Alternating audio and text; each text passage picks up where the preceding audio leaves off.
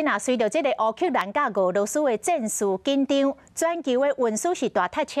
有不少的水产业者来宣布，要暂停供应着红鲢鱼的产品。安尼一来，大家是毋是食无着红鲢鱼咯？农委会主委陈吉仲讲，会当改食台湾鲷。讲这个进口受到影响无要紧，台湾本地也阁有真济鱼产，这个量也阁有真充足。立委谢依芳质询着国内的肥料是毋是有欠货，是甲陈吉仲两个人愈讲愈大声。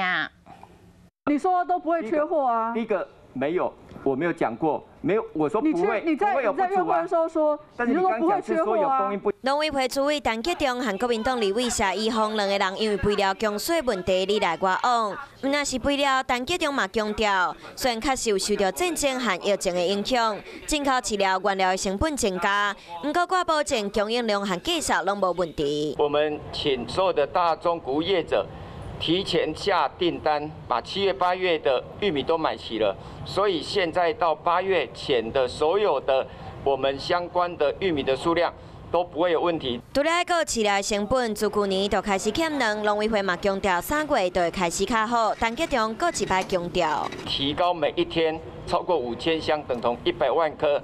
那我们现在让更多的鸡蛋可以来往北部调度。今年供应开始较稳定，不过即马传出因为乌克兰和俄罗斯的战争，全球航运拢受影响，真欠进口的红鲢鱼，不少业者拢停卖红鲢鱼的产品。陈吉仲建议大家会使选台湾在地的国产鱼。鱼类有很多的替代性，那我想吃国产鱼的话，也有很多丰富的蛋白质可以来替代。